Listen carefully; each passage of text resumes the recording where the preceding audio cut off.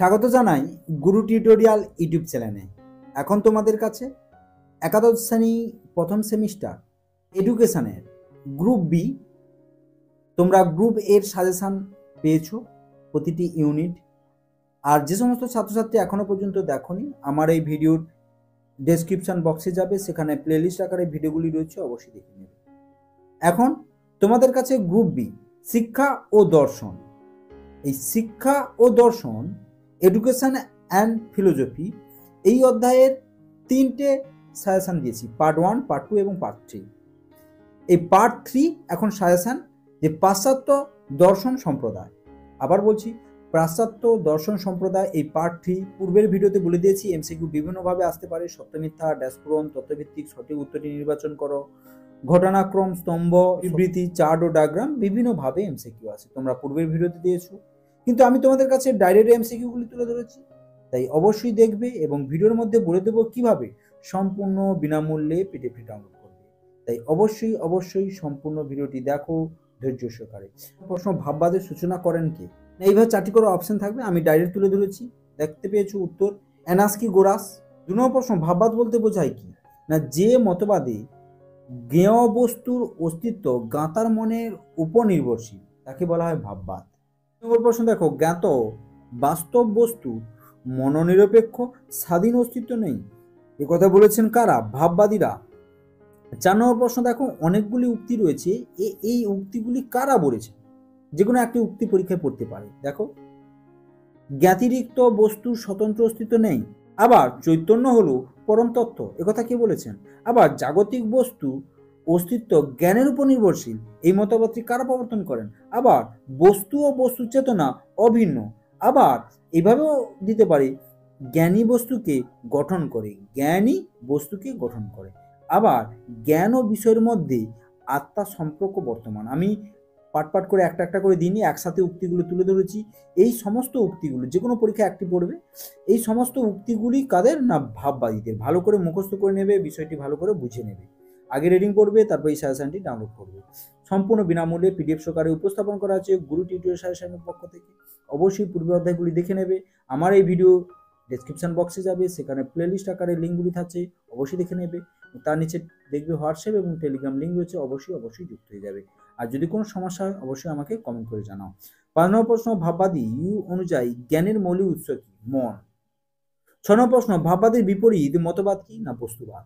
ভাববাদ মূলত কয় ধরনের? না, 4 ধরনের। বস্তুগত ভাববাদের প্রবক্তা কে? না, হেগেল।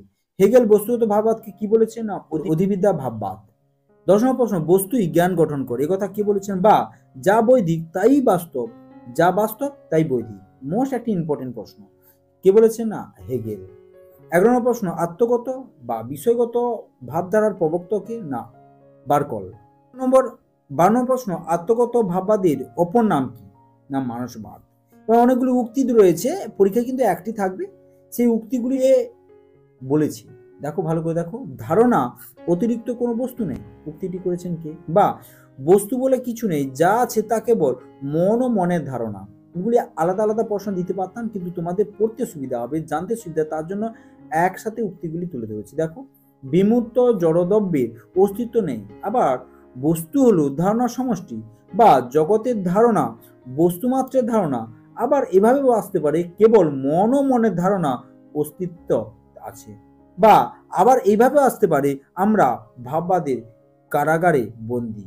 আবার এইভাবেও আসতে পারে এই উক্তি যে বস্তু জগৎ ঈশ্বরের মনের ধারণা মাত্র। আবার এইভাবে অস্তিত্বশীল বস্তু মাত্রই ধারণা। আবার এইভাবে আসতে পারে, অস্তিত্ব হলো প্রত্যক্ষ নির্ভরশীল। উক্তিটি কার? বার্কলে। মোস্ট ইম্পর্টেন্ট, কিন্তু উক্তিগুলি ভালো করে পড়বে, মুখস্থ করতে পারো বা ভালো করে বুঝে নিতে পারো, মুখস্থ করতেই হবে, কিন্তু মোস্ট ইম্পর্টেন্ট আরো অনেক উক্তি রয়েছে, তার মধ্যে থেকে আমি গুরুত্বপূর্ণ উক্তিগুলি তোমাদের কাছে তুলে ধরেছি। দেখতে পেয়েছো? 14 নম্বর প্রশ্ন, কান্টের ভাববাদ হলো কি? না, জ্ঞানতাত্ত্বিক ভাববাদ। অবভাসমূলক ভাববাদীকে? না, কান্ট। 16 নম্বর প্রশ্ন, আমি শিক্ষককে মনোবিজ্ঞান সম্মত করতে চাই, উক্তিটি কার? না, পেস্তালোসি। 17 নম্বর প্রশ্ন, ফ্রবেলের মতে শিক্ষণ পদ্ধতি হবে কি? না, খেলা নির্ভর বা খেলা ভিত্তিক।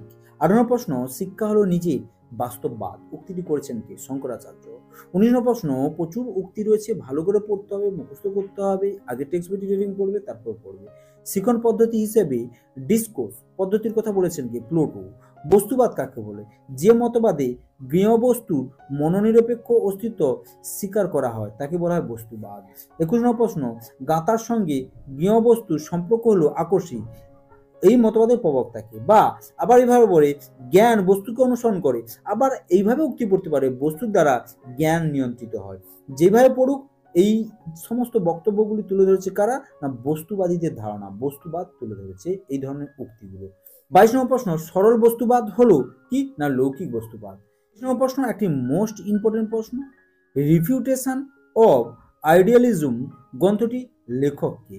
না মুর। 24 নম্বর প্রশ্ন, প্রতিরূপী বস্তুবাদের প্রবক্তা কে? লক। প্রতিনিধিমূলক বস্তুবাদের কথা কে বলেছেন? লক। 26 নম্বর প্রশ্ন, দেখো অনেকগুলো উক্তি তুলে ধরেছি, কার উক্তি? দেখো, বস্তুর প্রত্যক্ষ জ্ঞান হয় না, পরোক্ষ জ্ঞান হয়, এ কথা বলেছেন কে? বা কেবল আমাদের ধারণার প্রত্যক্ষের বিষয়বস্তু, বা বস্তুকে সরাসরি জানা যায় না।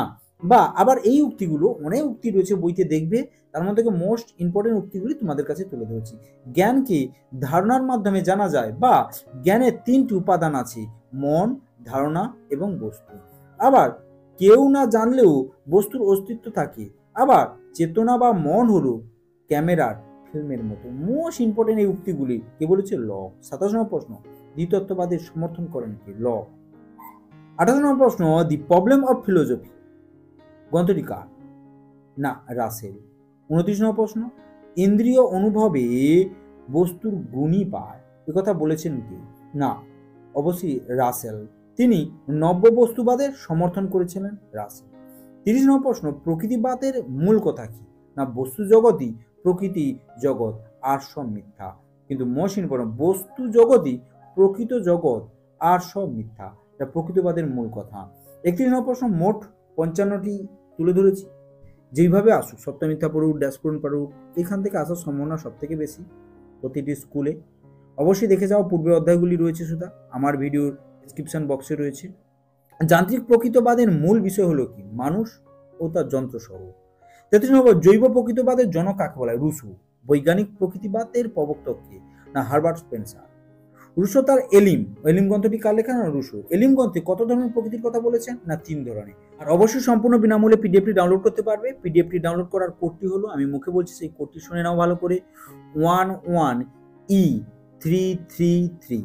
আরও বলছি 11E333 তাহলে আবার একবার কোডটি বলছি, 11E333 1E333, মনে রাখবে কিন্তু। শিশুকেন্দ্রিক শিক্ষার জনককে? রুসো। আবার শিক্ষার মূল লক্ষ্য হলো ব্যক্তির বিকাশ সাধন, উক্তিটি কে বলেছে? না না। 38 নম্বর প্রশ্ন, প্রকৃতিবাদীদের মতে শিক্ষার পাঠ্যক্রম হবে কি? নমনীয়। 39 নম্বর প্রশ্ন, রুসোর মতে শিশু শিক্ষার প্রথম পাঠ কি? না ইন্দ্রিয় পরিমার্জনের পাঠ হবে প্রথম। সৃজনধর্মী শিক্ষার একটি প্রধান অন্যতম পদ্ধতি কি? না খেলাভিত্তিক পদ্ধতি। প্রকৃতিবাদীরা শিক্ষককে কার সঙ্গে তুলনা করেছেন? বাগানের মালির সঙ্গে। প্রয়োগবাদ ইংরেজি প্রতিশব্দ কি বলা হয়? না প্রেগমাটিজম। প্রেগমাটিজম কথাটির উদ্ভব হয়েছে কোথা থেকে? না গ্রিক শব্দ প্রেগমাটিক্স থেকে উৎপন্ন হয়েছে। প্রেগমা কথার অর্থ কি? না কর্ম। আর প্রেগনাটিজম শব্দটি প্রথম ব্যবহার করেছিলেন কে? না চার্লস সান্ডার্স পিয়ার্স। 45 নম্বর প্রশ্ন, প্রয়োগবাদের মূল কথা কি? না উপযোগিতা। 46 নম্বর প্রশ্ন, ডেমোক্রেসি অ্যান্ড এডুকেশন বইটির লেখক কে? ডিউচ। বিদ্যালয় হলো সকল মার্জিত একটি সুষম সমাজ, উক্তিটি কার? না জন ডিউচ। ড্যাশের মতে অস্তিত্ব হলো প্রত্যক্ষ নির্ভরশীল, না বার্কলের মতে। দর্শনের সংজ্ঞা দিতে গিয়ে প্লুটো কি বলেছে? নিত্য এবং বস্তুর মূল স্বরূপের জ্ঞান লাভ করাই হলো দর্শনের লক্ষ্য। 55 নম্বর প্রশ্ন, দর্শন হলো বিজ্ঞানের বিজ্ঞান, উক্তিটি কার? না কেওট। ভাববাদকে ইংরেজিতে কি বলা হয়? আইডিয়ালিজম। 56 নম্বর প্রশ্ন, বস্তুবাদ সম্মত ভাববাদের প্রবক্তা কে? না প্লুটো। 56 নম্বর প্রশ্ন, ঘটমান ভাববাদের প্রবক্তা কে? না কান। দর্শন হলো বিজ্ঞান সম্পর্কিত বিজ্ঞান ও তার আলোচনা। এই দর্শন সম্পর্কিত উক্তিটি কে করেছেন? কান্ট। দর্শন সংজ্ঞা দিতে গিয়ে অ্যারিস্টটল কি বলেছেন? যেসব সত্তা পার্থিব এবং তার সঙ্গে অঙ্গীভূত যেসব বৈশিষ্ট্য বর্তমান তার অনুসন্ধান করে যে বিজ্ঞান, তাই হলো দর্শন। এই 55টি এমসিকিউ করলে এই গ্রুপ বি শিক্ষা ও দর্শন, পাশ্চাত্য দর্শন সম্প্রদায় থেকে যে সমস্ত এমসিকিউ পড়বে অবশ্যই পাবে। আর যে কোডটি বলেছি 11E333333, আবার একবার কোডটি বলছি 1E3333, এই কোডটি শুধু মেসেজ করবে, সঙ্গে সঙ্গে সম্পূর্ণ বিনামূল্যে পিডিএফটি চলে যাবে। আর যদি ভিডিওটি ভালো লাগে প্লিজ বন্ধুদের মধ্যে শেয়ার করো, লাইক করো, কমেন্ট করো। থ্যাংক ইউ, ধন্যবাদ। দেখা হচ্ছে পরবর্তী একটি ভিডিও।